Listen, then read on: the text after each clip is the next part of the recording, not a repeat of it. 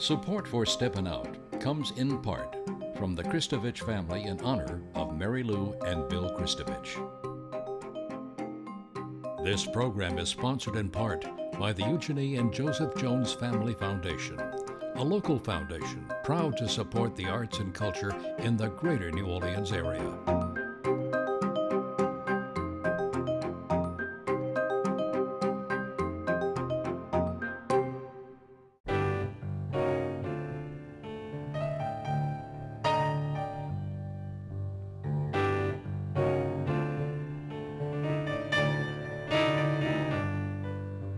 I'm Peggy Scott Laborde, and welcome to Steppin Out, with updates from the local restaurant, arts, music, and entertainment scenes. Joining me, Poppy Tooker, host of Louisiana Eats on WWNO Radio. Hey, Miss Poppy. Hello, Peg. Good to see you. Hello. Nice to see you. Ian McNulty, food writer for the Times-Picayune, New Orleans Advocate. Hello, Ian. Hi there. Hi. Gwen Thompkins. Yay. It's so nice to see you, host and producer of the radio program Music Inside Out, heard locally on WWNO. Welcome back, Gwen. Thank It's great you. to see you. Doug MacCash, who covers the arts and culture scenes also for the Times-Picayune, New Orleans Advocate. Hello, Mr. Doug. And Alan Smason of theatercriticism.com and the Crescent City Jewish News. Happy Hanukkah, Alan.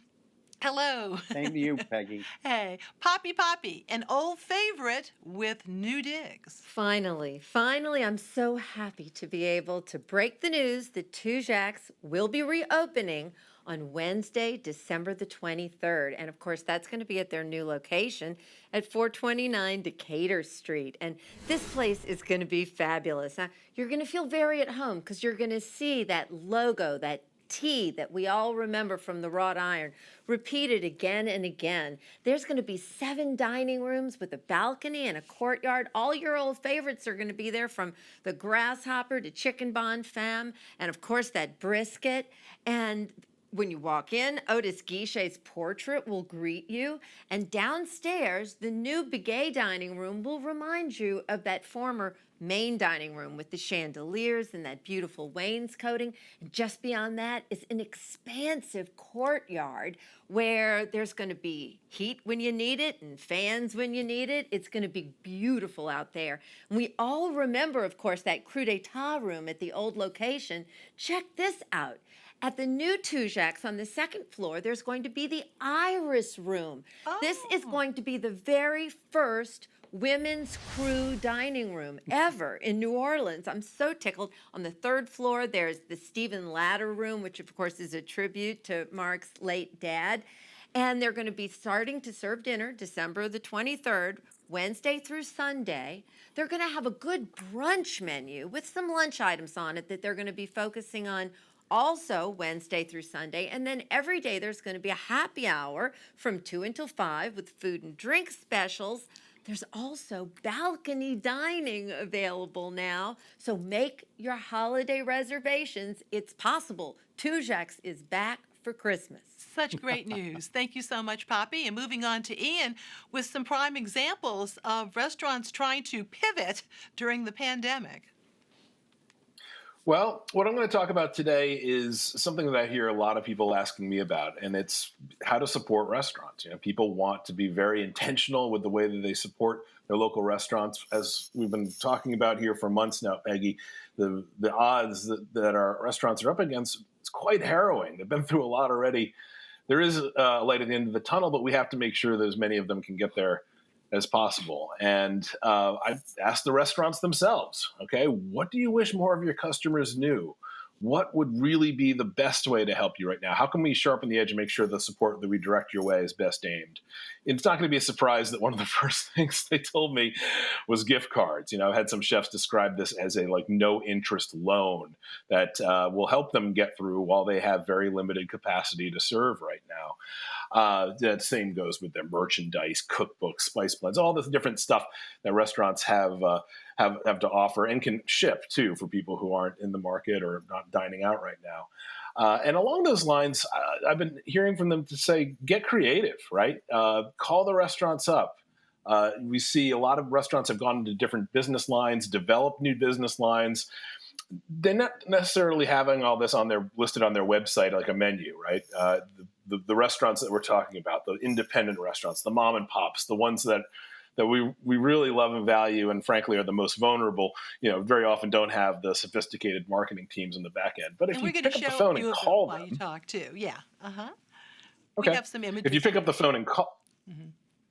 Okay. Yeah. If you pick up the phone and call them, they may be able to suggest some way that you can support them, have something that you hadn't thought about.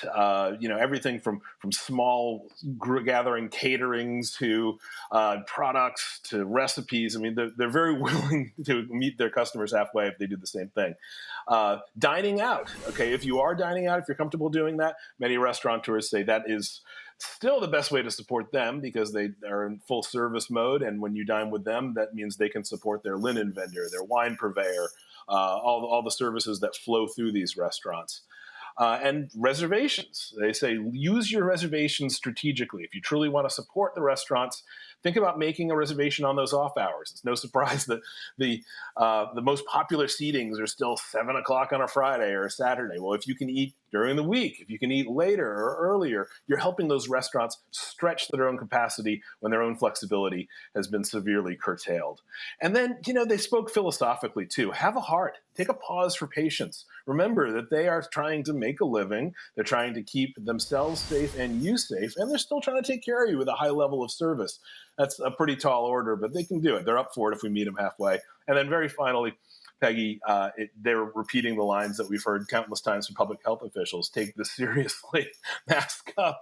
Avoid large gatherings. If you find yourself in an exposed situation, don't go to a restaurant for a while until you get tested and get cleared. They're very afraid of somebody coming in, spreading the virus there, making them close down, or for these surges that we're seeing, causing harder restrictions. So it really is on us to help these restaurants get through and to set the conditions for them to be able to thrive again the way we want them to. So that's a Christmas wish list from your restaurateurs around town. Very well put. Thank you so much. And moving over to Miss Gwen, it's very difficult these days, but we still got to have our music, right? That's absolutely true. In fact, I cannot wait until the millisecond when music returns to the neighborhoods of New Orleans. But until that happens, across the city, we have virtual options, and they're not bad options, actually. I can tell you what I'm going to be looking at this weekend and in the coming days, and I'm hoping that it might interest you. The first thing I'm going to look for is Dragon Smoke, and they're going to be appearing on Tipitina's TV. Now, Dragon Smoke is a great amalgamation band. It consists of members from Galactic, from Dumpster Funk, as well as Eric Lindell on guitar and vocal. And they are going to be performing on Saturday, December 12th at 8 p.m. Now, if you buy a ticket, this is the beauty of the virtual experience. If you buy a ticket to see this on Tipitina's TV, which produces terrific concerts, then you can see it at any time. You don't have to see it exactly on December 12th at 8 p.m. You might be able to see it later. You might be able to see it a day later or more than a day later. And that is, that's something that unfortunately, that the live experience can't offer you necessarily. I'm also going to be checking out, I just love this title, A Very Virtual Christmas Without Tears. And this is, of course, the annual event that Harry Shearer and his wife Judith Owen put on, featuring a number of musicians and other personalities. And this is a fundraising event, and it's going to be great. The thing about the virtual experience is that it has allowed for the talent roster, to grow to like incredible lengths. Richard Thompson is going to be performing, John Cleary, Donald Fagen, you remember him from Steely Dan, of course, DeVell Crawford, John Goodman, Kermit Ruffins, Catherine O'Hara, one of the funniest people on the planet, is going to be involved in this production. And the money raised from A Very Virtual Christmas Without Tears is going to go to a number of charitable causes, including the New Orleans Musicians Clinic. And they're always worth investment, actually. So go to Nugs TV. This is Nugs, Nugs TV.tv, and buy a ticket if you can. I certainly am going to. Also, this coming Friday, or I should say next Friday, that's going to be December 18th, I think I want to be in that number that's going to be checking out John Butte over at DBA. Now, John Butte is a regular at the club, of course, but this is going to be his last appearance at DBA in this context until 2021. So the year is fallen out of the hourglass, and so this is the time to go. I mean, unfortunately, not the time to go, but the time to buy a ticket. Go to dbaneworleans.com and think about buying a ticket, and you can see John perform. He does terrific Christmas songs, and in fact, he's written a whole new Christmas song this year called Christmas Morn, and I kind of like to hear him sing it. So I'm hoping that he will. But in the meantime, there are so many different musical choices that you can experience virtually throughout the week. And so think about that. On Mondays, of course, if you go to Facebook or Instagram or YouTube, you'll be able to see some amazing programming from the cellist and singer Helen Gillet, who is just so fantastic. That's at 7 o'clock on Mondays. Also at 7 o'clock on Mondays, the duo Robin Barnes-Casey and Pat Casey, a singer, of course, a wonderful singer from New Orleans, and of course a terrific bassist. And they have a weekly 7 o'clock date on Facebook Live, singing and performing for you and for me, thank goodness. Also, every day on social media, you're going to be able to see Don Vappy, the multi-instrumentalist, a wonderful, wonderful banjo player, string player. He's just the best, and he appears twice each day. One at 8 a.m. in the morning if you were an early riser, with coffee on the porch. That's with Don Vappy. And then also at 3 o'clock in the afternoons, he performs afternoon songs on Facebook Live, Don Vappy. And then lastly, of course, but not leastly, would be Johnny Vodakovich, the terrific New Orleans institution, the great drummer. And every day at 4 o'clock on Facebook Live, he goes on and he has a show called Messages of Hope and Faith. You can't beat that. He is he's there for you on Facebook. All of these musicians are out here doing what they can. They're adapting to the current circumstances, and they are adapting well, I would say. The only thing that they're asking, of course, is for music lovers to meet them virtually. And please don't forget to add a little encouragement to the tip jar, to Venmo, to whatever means of payment these musicians deserve. Thank you so much, Gwen. And moving over to Doug, a crew wants you to be naughty and nice, huh? That's it. The Krewe of Krampus put on a sort of stationary parade on Saturday night, December 5th. It's a holiday event, but it has a much different tone than most holiday events. Krampus is kind of the anti-Santa Claus. He's a devilish goat man that gives naughty kids lumps of coal instead of presents. There are Krampus parades. They take place in the cold mountainous regions of Europe, and also since 2017 in the Bywater.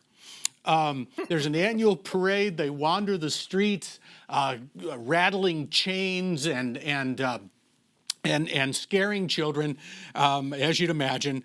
But the annual parade seemed impossible this year because of COVID, obviously. But Mike Assorti, the founder, he and his crew figured out a way to reproduce the parade as a stationary event. And here's what they did. They went to the Nord headquarters on Franklin Avenue in Gentilly, which has a very long circular driveway, horseshoe-shaped driveway. And 80 performers, 80 costumers, arrayed themselves along this driveway. And as you can see, they were social distanced. They'd also been temperature checked. And then 400 cars drove through, timed entry. And the cars drove through, so it was a reverse parade. Okay. Instead of the parade moving, the cars did. I think the most interesting thing about this, although we can't, it's over, but this may be the model for what we see other foot parades do during Carnival. You never know. All right. Thank you so much, Doug. And over to Alan, some sad moment here, some news. Yes, unfortunately, Peggy, news came to us early today of the passing of New Orleans' most feared fearless and committed actress, a woman who served as an inspiration and a mentor to many throughout the acting community. She recently excelled in stage works like A Raisin in the Sun, previously in 400 Miles and the premiere of Mold, just to name a very few. Carol Sutton, who is also a notable movie actress, having played Ray Charles's mother in Ray and appeared in other movies like Palms and Steel Magnolias, Monsters Ball. She was affectionately called Mama Carol by so many who, like me, came to admire and love her deeply. She's a previous Big Easy Lifetime Achievement Award winner, and her loss will reverberate throughout the theater community for some time. Again, our condolences to her family. Carol Sutton, dead at the age of 76. She just had her birthday last week. And her death comes right on the heels of another major loss, Peggy, the beloved Sherry Marina, who survived COVID, but only to fall victim to cancer. Sherry was a local vice president of Actors Equity and was laid to rest earlier today. Now, while this is all very, very sad, it is that wonderful time of year, and I want to make sure that everybody knows that that wonderful local production of Mandatory Merriment by Leslie Castet and Ian Hawke is returning to Southern Rep, only this time it's virtual. They have many of the combined casts of 2018 and 2019 will be back, including Ian Hawke and Meredith Long, Jessica Mixon, Troy Poplis, and Clint Johnson there. So check that out. That'll be at southernrep.com. And again, keep you in the Christmas spirit. Also, coming up on Saturday night, Peggy, the Crescent City Stage Players will present the play that's a follow-up to Pride and Prejudice, which is Miss Bennet, Christmas at Pemberley. The event's free, but you must RSVP at crescentcitystage.com. Miss Bennet, Christmas at Pemberley, tomorrow night at 7:30. And lastly, Audra McDonald, who we see here with producer Mark Cortali, will be heard but not seen in the Williamstown Theater Festival's audible production of Tennessee Williams's A Streetcar Named Desire. Their entire season is going to feature big-name stars like Audra, who will use the Audible platform to stream their plays. Again, all you have to do, check that out, is www.wtfestival.org, WTF Festival, if you will.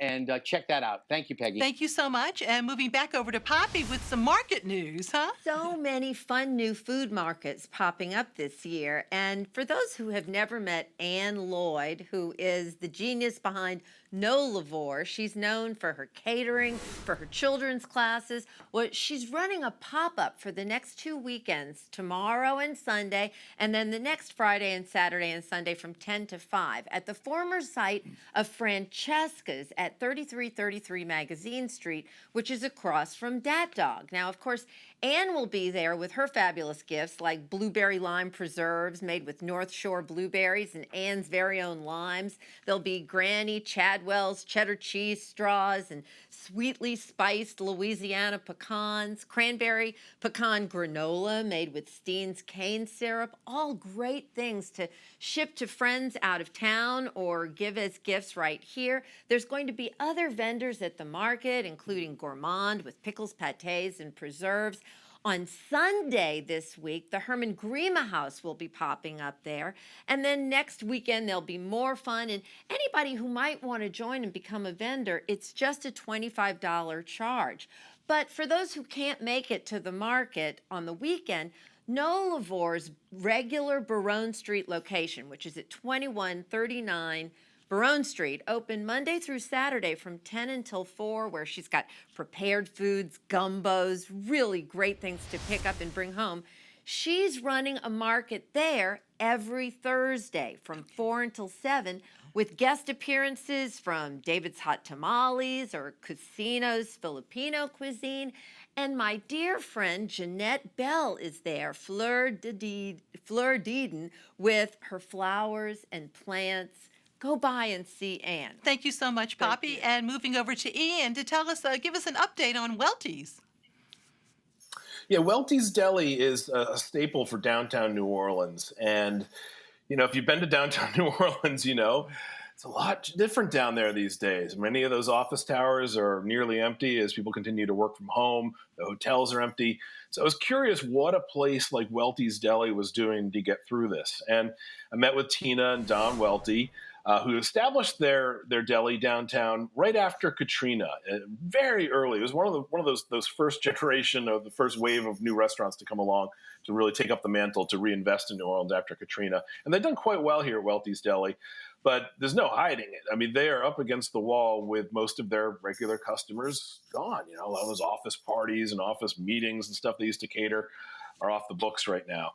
But they're still churning on. They're doing things like, just that what we just saw there was the New Orleans AK, their magnificent specialty sandwich. The customers that do come in get a warm welcome. But what they're doing now, Peggy, most of their cooking is devoted to an effort to feed other people. This is an idea that they kind of spun off from the Chef's Brigade program, which they're a part of, the City Feeding program, which is still continuing, which they're a part of. They decided to take it upon themselves to make this basically their bread and butter. So they're cooking meals for other people that they distribute for free to groups such as Bridge House, Grace House, the Musician and Culture Bearer Feeding program that's running through Holland Wolf. Where the money comes from is the public. It's people who want to step up and buy a meal, pay it forward. It does one of those double bottom line things where it pays for a free meal for somebody else and it pays to keep Weltys Deli cooking. And they've had a lot of success with it. They've certainly had a rise in hope going from this fall when it looked like, can we carry on? Can we keep on racking up all this debt? To maybe we have something that's going to carry us forward. So it's an interesting example of how small business is really making its own luck, reaching out to people who want to support them in different ways, and along the way, paying that forward to other people who are as needy as they feel right now are in even greater need. So it was a very interesting and uplifting report from them down there, just again making their own way forward like so many restaurants have to do. Absolutely. Thank you so much. And back over to Gwen for some holiday concerts. Absolutely. In fact, there are some live performances that are happening around the city, and I wanted to let you know about a couple of them. One will be on Saturday, actually, at the Broadside. This is the Panorama Brass Band with Aurora Nealand and the Royal Roses. It's going to be a live album recording, and so of course they need people to be in the audience. So if you have a chance to go to the Broadside, which is the site, of course, of the Broad Theater on Broad Street, please do. That's going to be Saturday, December 12th from 4 until 7 p.m. The Panorama Brass Band and Aurora Nealand, that's a great combination, and I think it'll be wonderful. Also, I have to say, I really love going to Café du Monde in the mornings, actually, between 8 and 11. Glenn David Andrews and members of the New Birth Brass Band and other members of the Andrews family, they perform every morning at Café du Monde, outside, of course, socially distanced, every day from about 8 until 11 a.m. And so if you decide that you want to have a lovely morning at Café du Monde with these fellas, I think that you can't have a better morning, actually. And as you said, Peggy, the holidays are here, and the French Quarter Festival has organized a schedule of virtual Christmas shows. This is going to be pretty interesting. These shows are filmed at St. Louis Cathedral and at the St. Augustine Church in Treme, but the performances are going to be you're going to be able to see them online.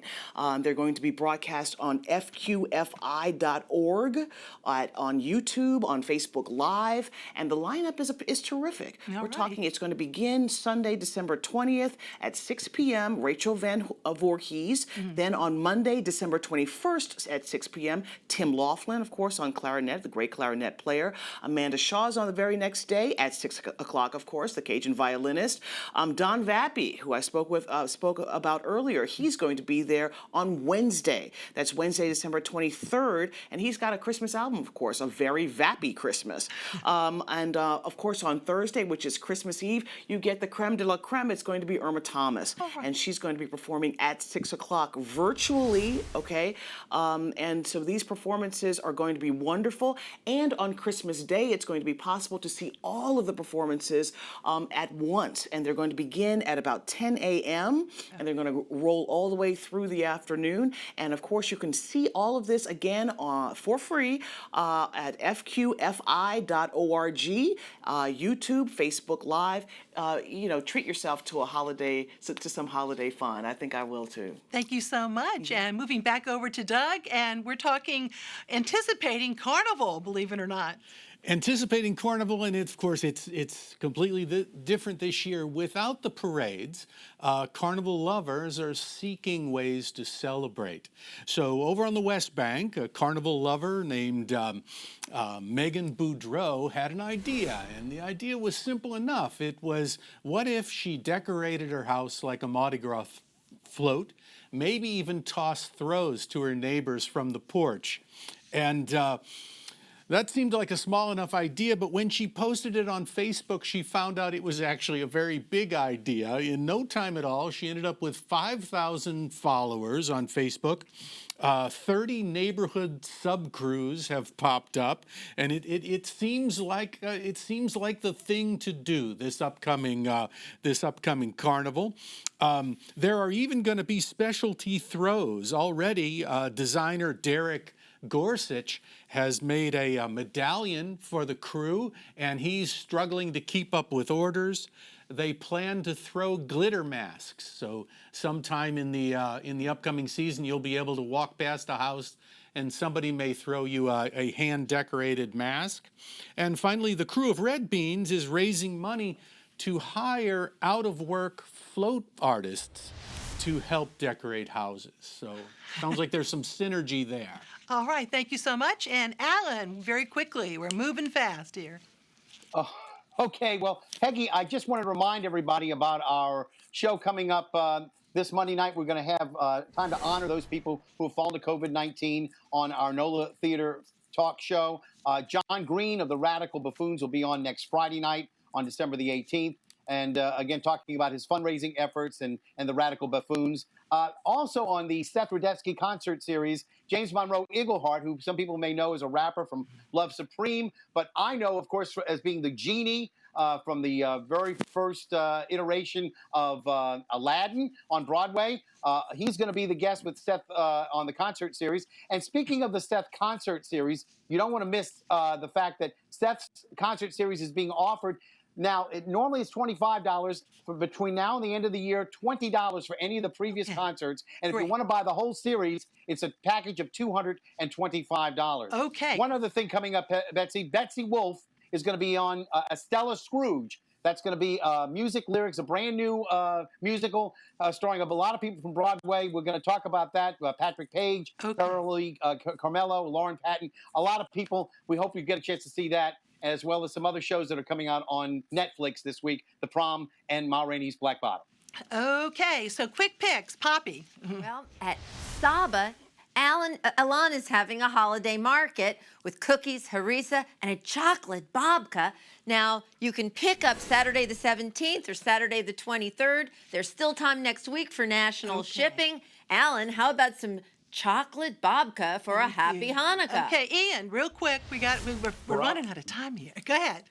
Bratziel in the Bywater, very convincing German beer garden, fantastic. Go get a nice tall beer and a sausage. All right, thank you. Nice weather place. Gwen. This coming Tuesday, Glenn David Andrews Holiday Special featuring Erica Falls. That's going to be at the New Orleans Jazz Museum outdoors in the courtyard. Okay, thank you. Doug. I want to do that. New book, Field Guide to New Orleans' many, many Mardi Gras dance and marching clubs. Okay. Alan? Okay. Peggy, Lyrica Baroque has a live stream from UNO December the 17th, a week from today, winterized. All right. A lot of pieces from Schubert and Telemann. Suggested donation $20, but it is free. Okay, thank you all so much. Gotta go. Thank you so much for watching. Good night.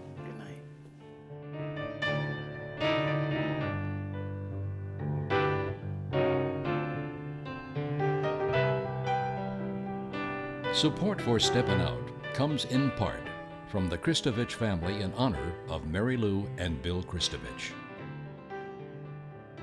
This program is sponsored in part by the Eugenie and Joseph Jones Family Foundation, a local foundation proud to support the arts and culture in the greater New Orleans area.